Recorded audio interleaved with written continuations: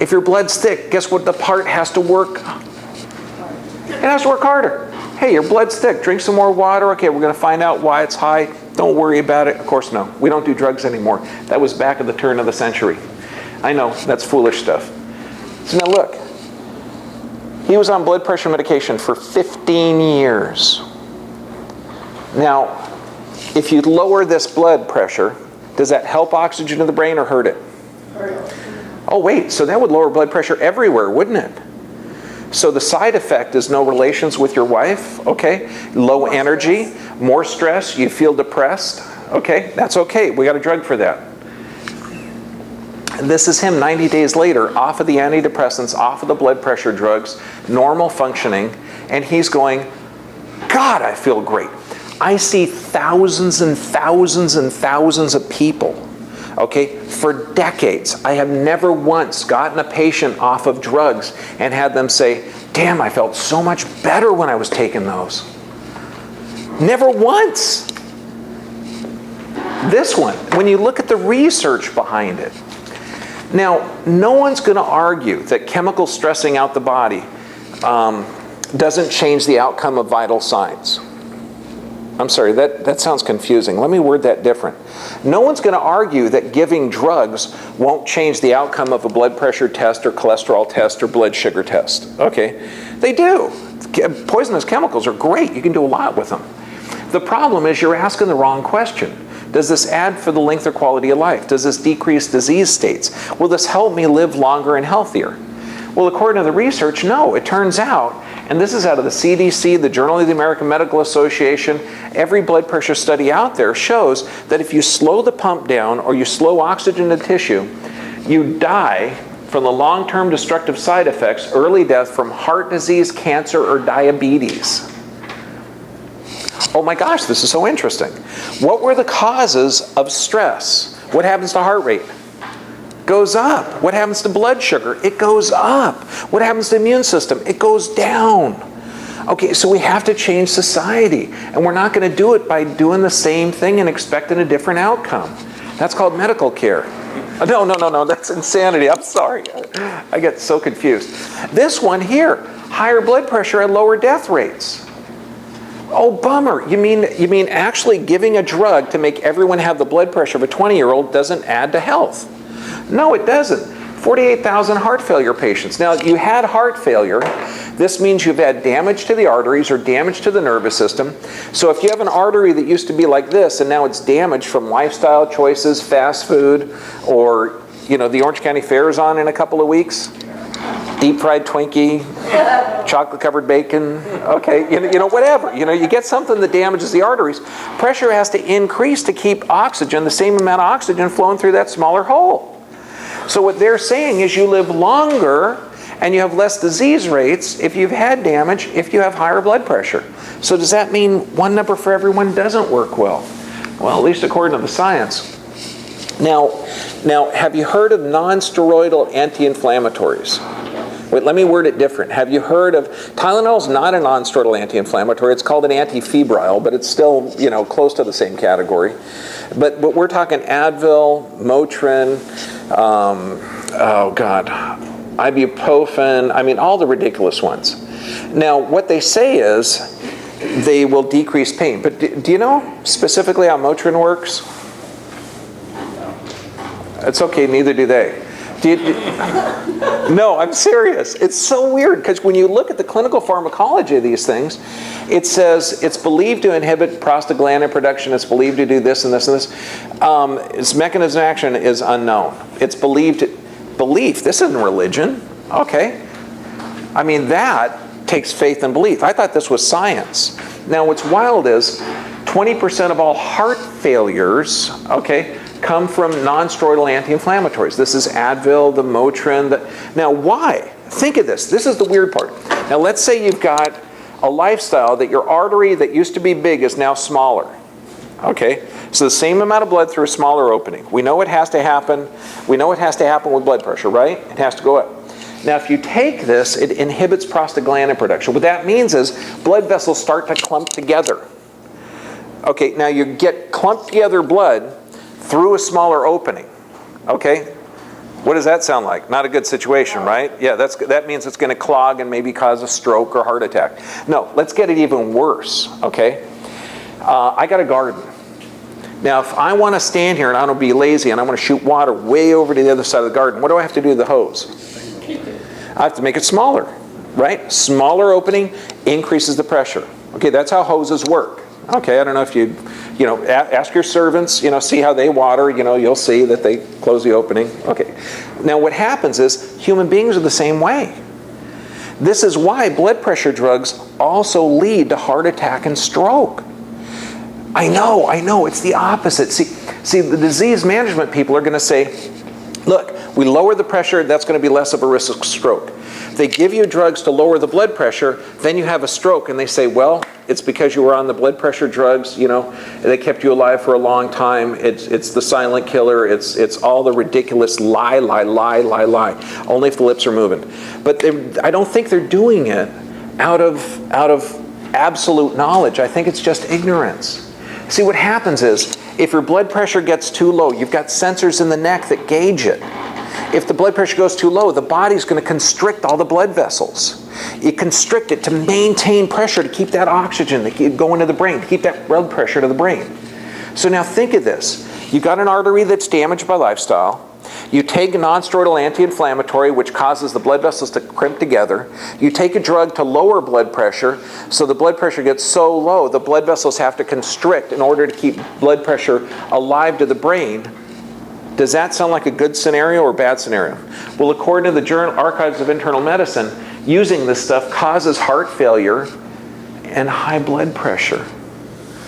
Wow! Isn't that cool? Because now you know a mechanism of how the prostaglandin inhibits formation, causes the blood vessels to constrict together, causes the opening to constrict together. So now we're seeing people just taking an Advil or Motrin that they think is benign actually causing heart attacks and strokes. This rate, 12 years of high blood pressure medications. 12 years he's taken a medication. At our office, within 2 weeks, you have to either reduce or eliminate the medication. So far, 100% of the time. I'm sure there's somebody out there that may need it. But I mean, I've had guys, Vietnam vet from Nam who was shot in the kidneys. He could still regulate blood pressure. I'm sure there's somebody out there that isn't able to, but not this guy. Ray, 12 years. Within 2 weeks, his blood pressure was normal. Within 90 days, I mean, of course, you know, you're seeing arthritis reversal, but also physical, chemical, and emotional stress gone because his body's working right. When you look at this, physical, chemical, emotional stress, these are the top-selling drugs in America. Okay, the reason I show you this is to understand that the solutions that you're giving to solve stress, to deal with stress, are not only not effective, but they're adding to more stress. Cholesterol drugs, heartburn drugs. Remember, under stress, the blood supply to the gut is shut down. Zocor, more cholesterol drugs. Those are the precursor to stress hormones. We need that. Another heartburn drug, arthritis drug, of course. If you have thick blood, if you have decreased oxygen, if you have lack of exercise, if you're not opening and closing a joint, arthritis develops. That's not degenerative. That means that the joint isn't working right. The British Medical Journal did a study on habitual knuckle cracklers. And what they said was they found a remarkable lack of arthritis. I know, don't you like the way British people talk? It's just cool. They use language better. What that means is, if you move a joint, it doesn't deteriorate. It remains healthy. So sedentary lifestyles. Depression, we know that every study shows that exercise or oxygen or nutrition are way more effective than any toxic chemical. Statin drugs, and these are the cholesterol-lowering drugs. Heart failure, statin drugs cause cancer, 1,500% increase. Cholesterol, it's the precursor to vitamin D. It's a vital function. If you are taking a cholesterol drug, email me. I'll give you all the research. You give it to the guy that's passing out the pills, and you won't just save your life. You're going to save the lives of thousands of people. This is a bad drug. It doesn't make sense. I mean, of course they could say a couple blueberries a day will lower cholesterol. And it will. And side effect is health. It is. but nobody prescribes a cup of blueberries a day. It makes any better. Well, think of this. Okay, why would a blueberry reduce cholesterol? It doesn't bind to it. Cholesterol is produced under physical, chemical, or emotional stress. If there's arterial damage, cholesterol goes up. This is a soluble fiber. What a soluble fiber is actually a fiber that gets in the arteries and cleans it out. So if you have an artery that's been damaged, this will actually help heal the artery. See, arteries regrow. The lining of arteries regrow. Stomach lining regrows. Heck, my skin's only 28 days old. Okay? I mean, my blood vessels are 120 days old. I mean, there's nothing on your body over a year and a half, 2 years old. You're an amazing dynamic system. So if you understand this, cleaning it out and changing it is brilliantly easy. Brilliantly easy. I love this one. This drug may cause dizziness, chest pain, diarrhea, loss of memory, blood clots, pain, and anal leakage. Are those the side effects? No, those are the main effects. The side effect, it might lower cholesterol. I mean, you know, there's two questions. You know, not many groups can you ask a question and get an same answer 100% of the time. There's always going to be some guy in there that's, you know, a little caustic or, you know. 100% of the people taking multiple drugs have been asked this question by me and other doctors. If you were, and these are people taking multiple drugs, okay, for years. If you were left on a desert island and you had no access to pharmaceuticals, you only had fresh fruit, fresh vegetables, fresh water, and direct sunlight, okay, would your health improve or decline?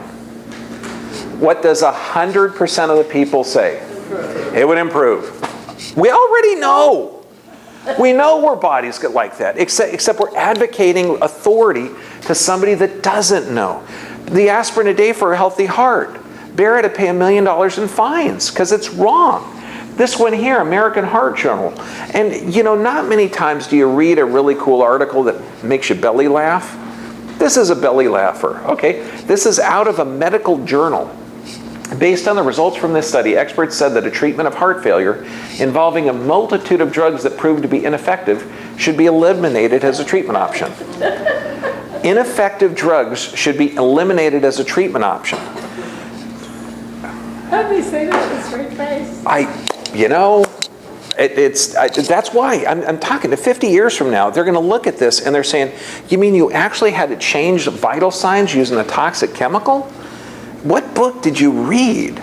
How could you possibly discount the thousands of years that a human being is and not understand physiology? You're a brilliant design. Best blood thinner around, water. Water. Of course, you don't want to drink water right before a meal, during a meal, or right after a meal. Why? Because that decreases the acid in your stomach. It causes indigestion. But throughout the day, you've got to drink a huge amount of water. It's vital. Now, also digestion. If you are drinking water during a meal, that's going to dilute the acids. We talk an entire hour on how to digest food. This is our goal. This is our future. I just got an email from a guy who's 109. 109. He wrote 2 books on raw food health. He says that he doesn't like to eat after the sun goes down. He walks about 5 miles a day. He's 109. Okay, he eats very small meals. It's always fresh and organic and mostly raw. He does like a little bit of fish. You know, I mean, he doesn't do everything perfect. He's 109 and hardly a wrinkle. You got to see, this is what our goal is. This is what we should be looking at. The oldest person in the scale, Mount Fuji, was 93 years old. We have to be healthy. This is a nightmare, a travesty. I've seen places like this. This should scare the heck out of people. When I go to speak at high schools, I started speaking at high schools about 5 years ago, and I asked the students, because about a third of my practice is under 12. I said, what do you guys want to hear about? They said heart disease, cancer, diabetes. You're 16. And then you start thinking, what are their families experiencing? Heart disease, cancer, diabetes. What are the side effects of the blood pressure?